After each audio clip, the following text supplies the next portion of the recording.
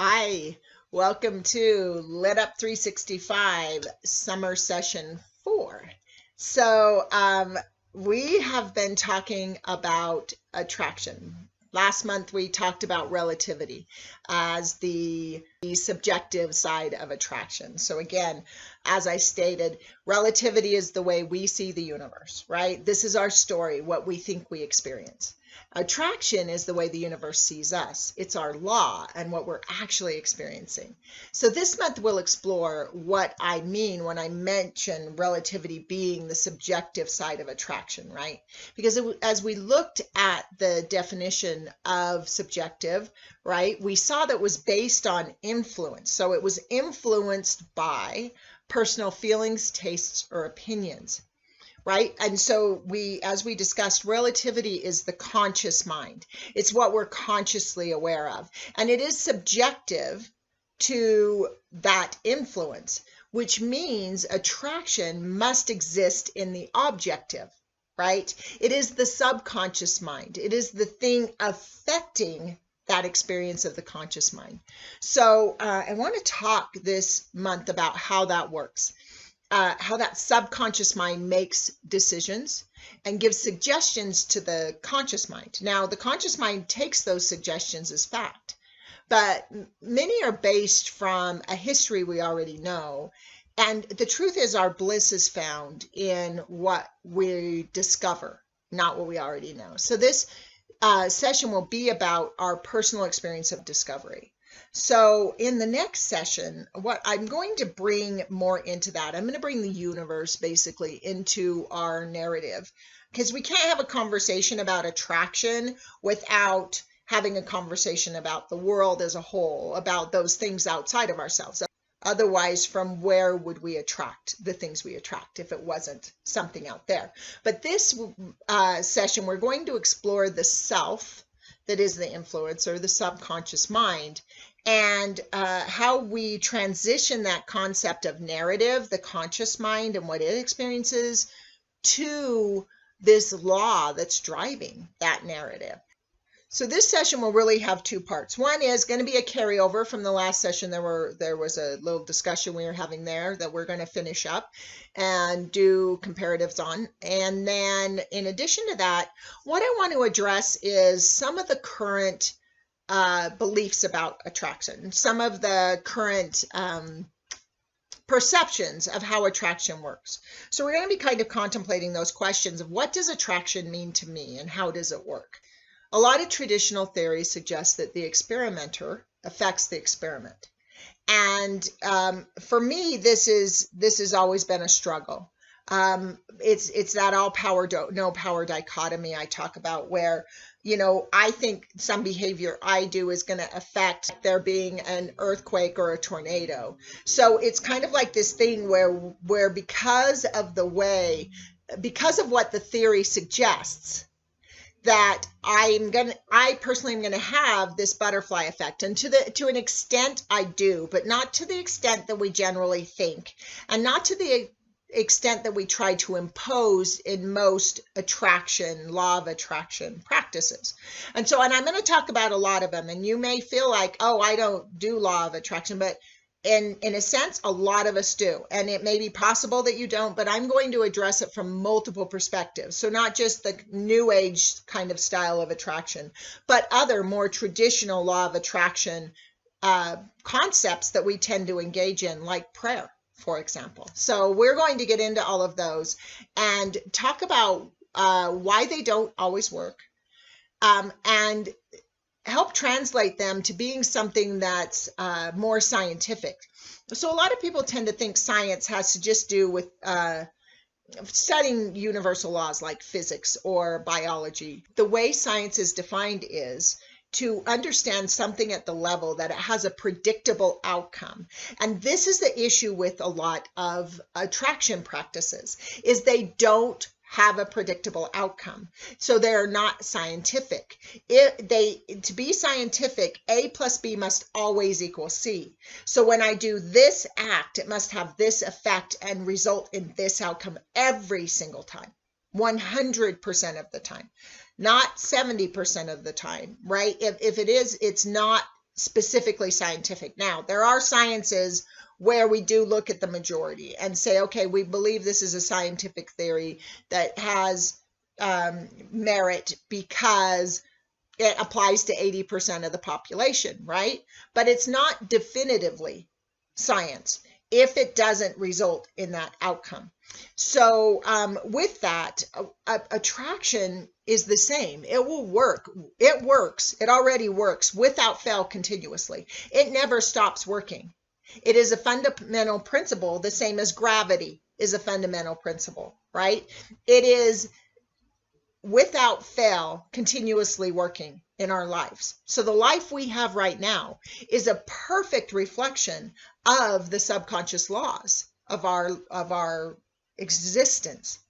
So everything that we're experiencing is the result of that law. Now, it's not a thing we turn off and on by doing attraction practices. It is a constant. Everything I have as a law in my being right now is creating the experience of life that I have right now. So this isn't a failing of the system, it's a gift. And it can be used for our clarity because the universe is always reflecting back to us the truth of our internal subconscious definitions. So what I want to do is I want to right now start to challenge some of those common tools of attraction. We'll just go through them one by one. And then I'll talk about the tool we're going to learn instead, the adaptation of that tool we're going to learn to make it more effective. So it's a really exciting class because I think it really boils down to giving us some practical tools, right? We're almost halfway through summer, so we're at that point where we're digging in, and so tools are really handy right now. So where I want to start is I'm going to start with a common tool that is often associated with law of attraction, which is affirmations. Now, these are really popular in today's culture. The initial issue with affirmations is that most affirmations that we are learning are not definitive lies. They're not untruths, but they are perceived by our brain as a lie. And this causes campaigning to work against us. So, for example, I want to use an example of money because this is a common thing. It's our source. It's a base source. It's how we get sustenance and shelter. And so it tends to be something that has heavy impact on people. So, for example, if I am struggling with money and if I decide to use an affirmation like I am financially healthy and happy, my brain is going to say, no, you're not. You're not. And it's going to reject it. So again, we have this mechanism of the subconscious mind, and it gives suggestions to the conscious mind. So we take the data from the subconscious mind. Now, the conscious mind does have the ability to modify that data and restore it. This is how we evolve thought. This is our conscious participation in the subconscious mind. The problem is it has to be something the subconscious mind will accept. And if we lie to it, it won't accept that because that threatens our survival. As we engage in affirmations that our brain doesn't conceive of as possible for us in that moment, we actually limit our ability to fully succeed in that affirmation, right? So this works on two fronts. So first of all, it works on the front of the brain will reject it like I explained, but the other thing is repeating information, even if it's good information, is really damaging to the brain. It actually inhibits its ability to work in a healthy way. So what it does is it limits the way the brain will seek out information because it comes to us with so many other rules. So we need to remember our brain doesn't store information individually. So your brain doesn't take a new piece of information and hold it autonomous of the other information in your brain. Our brains store information by connection, by connecting it to something. And so that's why people use association as a memory tool, because that's how the human brain stores memory. And so it has to associate with something the brain already has. But once you associate it, it's subject to all the rules of that association. So with it, the brain accepts those limitations. And so if I'm saying an affirmation, is it really the best and only possibility for me? Right? because if I try to program the brain, I program those rules with it, which limits my ability to see the full potential available to me. Kind of like a horse with blinders, right? I'm only seeing this. I'm missing all of this, which might be where my true happiness is, where my financial abundance is. So instead of affirmations, what I want to talk about is presence. So what we're going to do is we're going to be shifting these affirmations. So now, for example, what I would do in this instance with this affirmation is, what I want to do is connect it to feeling, right? To a feeling. And I don't want to just throw a feeling in there that's going to be a lie to the brain. So instead of creating an affirmation that is a lie, what I want to do is create an affirmation that is the truth, but that evolves, that stimulates my brain toward that solution. So for example, again, if I'm having financial problems, I do know, the thing I know about myself is that money helps me be happy. It helps me feel safe and secure and to have my resources. And that when I have my resources, I feel good. So I can say, money makes me happy. Money really makes me happy because I can believe that. And then the brain will engage in getting more money because it goes, oh, money makes you happy. We want to be happy. So now you're cooperating with existing rules. You're creating something that's believable to the brain. Now that's just a short kind of cut up version. We're going to go through an actual practice of how to modify affirmation to affirm something that the brain will actually use. In addition to affirmations, there's this concept of living as if. So this is another form of affirmation, and I use a BMW example because it was used a lot back when programming the brain was thought to be effective. And this is the concept of, if I really want a BMW, I'm going to go sit in a BMW at the dealership, and I'm going to smell the leather, and I'm going to hold the steering wheel, and I'm going to pretend it's mine. Now, I talk a lot about this Stanford study that they did, where when people actually did this, when they actually tried to imagine themselves after graduation, this study they did of the student body, and they tried to visualize their future, it actually reduced their motivation levels to do the homework that would get them there, because the brain doesn't know the difference between what is real and what's imagined. The other issue is if I'm sitting in that BMW, I am going to eventually have to get out of it. And then my brain's going, oh, see, it's really not mine. And it starts to doubt what it can and can't have. And so what I want to connect with here is a thing Ernest Holmes calls the thing behind the thing. So what is the deeper why behind that BMW? So do I want a BMW because it will help me feel more confident and successful? Well, if I do, these are healthy things. So I'd say, well, what would be different if I was confident and successful? Would I walk a little taller? Would I be more approachable? Would I be more likely to initiate conversation? And so the advanced practice of acting as if is actually implementing those things. So I'm going to walk a little taller. I am going to initiate conversation. I'm going to be more approachable. And that by nature could actually result in me getting a BMW or finding out that the BMW isn't what I really need. I was really seeking that thing. So again, I talk a lot about the fact it's not the thing we want. When we affirm or work towards something in the future, it's not the thing we want. It's who we think we'll be if we have the thing. So to actually be that may eliminate the need for the thing, or it may produce the need for the thing, because the brain is now saying, oh, you have the persona of this person that would have the BMW, so it will work towards finding solutions that will put us in that place. And so that's a practice that we're going to do. Another one that's common is vision boards, and I don't call these vision boards because they aren't steeped in vision. They're actually visualization, and we've talked a lot about the difference between vision and visualization. So I'm going to call them visualization boards. The real issue with these is that box of perfection that we talked about in June. If I'm going to go through magazines or books or whatever and find images of things that I think I want, that's coming from what I know, right? It's my perception of the perfect outcome. It's not the thing behind the thing, right? So it's that surface thing. It's the BMW or the relationship or the person that looks a certain way, etc. So it's meeting surface wants and needs. It's also that misuse of expectation we talk about. And the issue is the expectation that we have can be the good we see in ourselves, in our current story. The problem is it doesn't see the whole picture. Again, our subconscious rules contain both what we want and what we don't want. So for example, let's go back to that money conversation.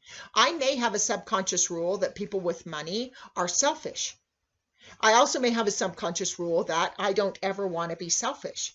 And so those rules will combine to create a concept that says, I can't have money because I don't want to be selfish. And this is a cluster in the brain. And so anything I try to feed to it, if anything opposes that cluster, the brain will reject it. This is why vision is so important, is we're looking at pictures we can't understand. If we're going to learn a new language, a new way of being, it must be a language we don't know, or it's not learning, right? If you're not learning it, it means you already know it, and it's not going to be something different. Vision is always new information. So I have a story I'd like to share about this. It's about a business that I owned, I still own, but what happened is I had a vision, and that vision was of me being a public speaker. And when I had the vision, I was about to speak to a group of about 300 people, but at that time I had severe stage fright. So I couldn't understand why I would have that vision. But at that point, I'd already worked with vision for some time, and so I didn't doubt it. I just said, you know what, I'm just going to go with this. And what happened is immediately I thought, okay, I'll use my current business to supplement my income until I can build a speaking business. And so I went to work. I focused on that. I started making plans for how to build my business. Well, my other business crashed at that time. It no longer would support this business. Why? Because my brain said, you can't be a speaker. I have this severe stage fright. And so the brain rejected it by having detrimental effect on the business I already owned. So it wouldn't support that outcome, right?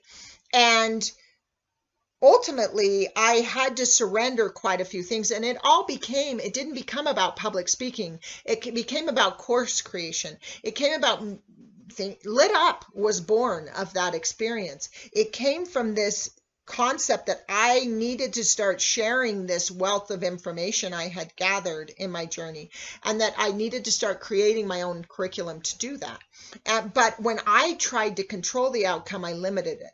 It wasn't until I just a few months later said, okay, getting there, how I was getting there, I don't know. And I just had another inspiration to book a room.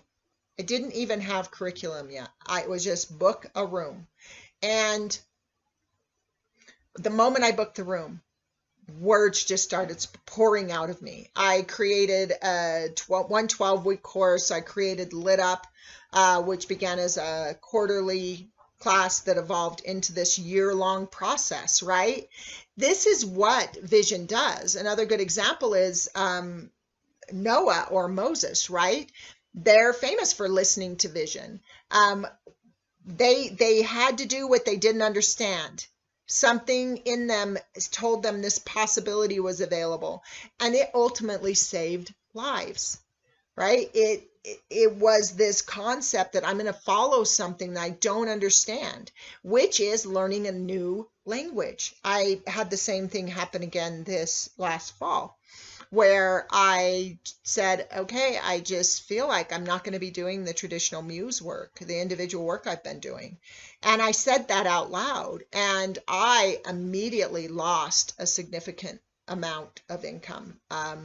People felt like I would be abandoning them. But what I wanted to do was start to evolve my business to an online presence. And then it was interesting that because by June, I said by June, and by June I created this nonprofit addiction recovery program. I've also am in a field now and lost enough income over the course of experiencing the COVID virus and that initial decision, all of that culminated to a significant loss of income that drove me to need to get a job that now I see a new future in, a new possibility in, where I can help a tremendous amount of people. So not being a muse anymore, working with people individually, has opened this door for me to have these online programs and reach the whole world if they want to see it. I'm no longer within the box of the people I meet one-on-one. And so vision is really powerful that way. So we're going to do just a simple visioning practice that you can use repeatedly for any condition in your life. Now I want to talk about, like I mentioned, another tool of attraction, which is prayer. And we're going to get into this in a deep way in the next session. We're going to talk about prayer and really the foundations of what that means in the brain. But basically it's about requests from whatever we determine our source. So whether you call it the universe or you have a deity or you think of it like I do as human existence. What I want to talk about is two things. First of all, this concept of the prayers of supplication or rote prayers. So rote prayers are technically, so these are the prayers that we say where we repeat the same things all the time. So a good example is the Lord's Prayer, just repeating the Lord's Prayer. This is an affirmation. This is us trying to program our brain through the prayer. But prayers of supplication are where we pray to the source for a response. So it's an attraction. It's saying I'm putting this information out there and I'd like whatever I consider my source to respond to the request I've put out.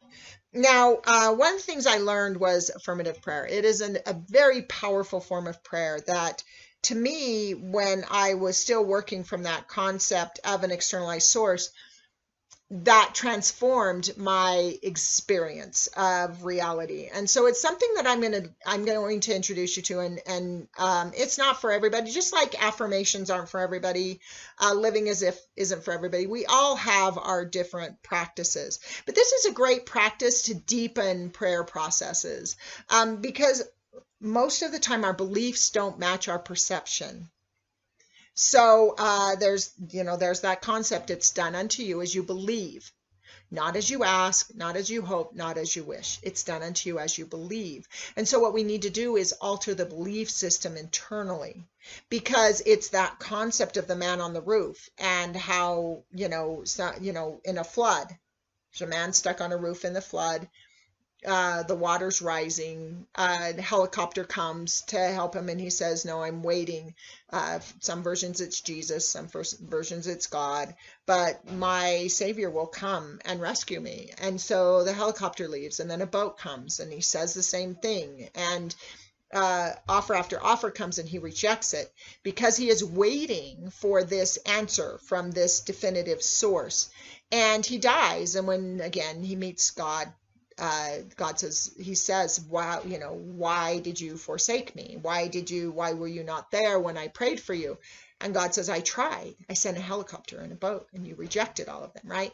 So the belief in him, the internal belief is what that analogy is representing, is that his belief was in a certain deity that responded in a certain way. And then that limited the perspectives of what we can have. And we all do this. This is a story that's a parable for a reason. We all do it because we have these internal beliefs. So affirmative prayer is really nice to alter those beliefs. Also, it helps us bring everything into the moment. Prayer, affirmations, all of these practices put our good away from us.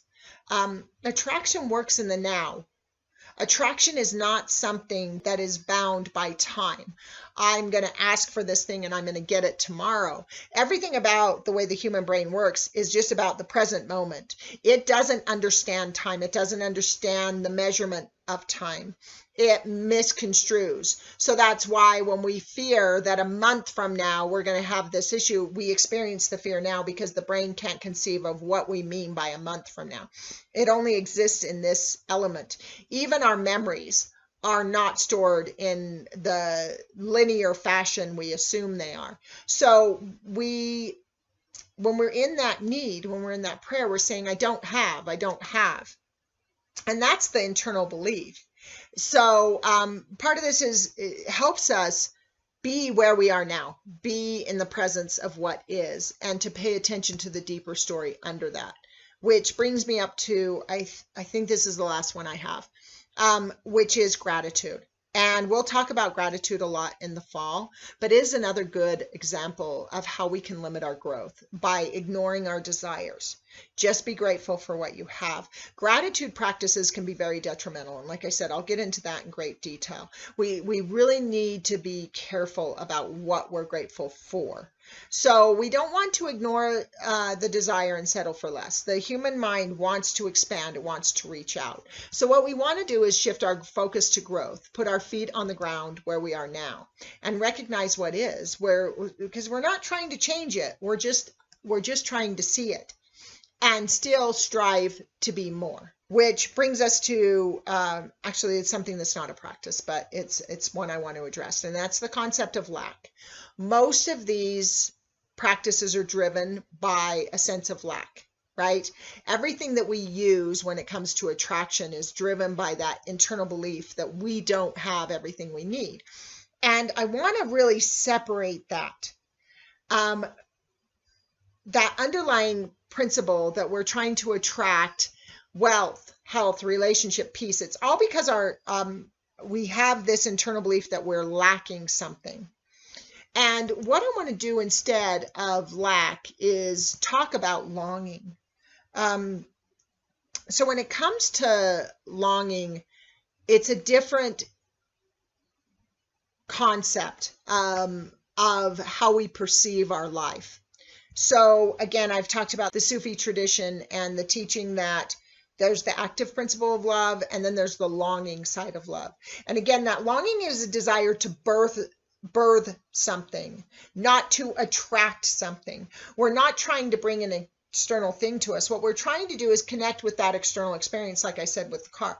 We're connecting with that thing because we think we can be something if we get that thing. So the longing is our objective side, that internal part that wants to have an experience. The issue is our narrative is telling us that to have that experience, we must have this thing. So we bind ourselves and say, okay, well, if money will make me happy, I can't be happy if I don't have money. And that becomes this narrative that life is this constant state of suffering because we're existing in lack rather than longing. The truth is that we wouldn't crave, desire, long for anything if it wasn't already there for us. It's already there. If it wasn't there, the brain couldn't long for it. It can only long for what it can conceive exists. So the problem with the approach is that we're trying to attract it rather than experience it. It's already there. We just need to experience it. We're going to do these exercises on shifting those practices to more scientific approaches to achieve more predictable results. So we're going to get into better practices as well, like contemplation, meditation, intuition, and imagination. And we're going to use those to expand our experience of life today, not to attract something tomorrow that we think will expand that experience. We will no longer be subject to whether or not that external experience is available. We're going to know how to create that experience with whatever we have in this moment. So I do hope you enjoy the practices this week, and I will look forward to connecting with you again at the next session.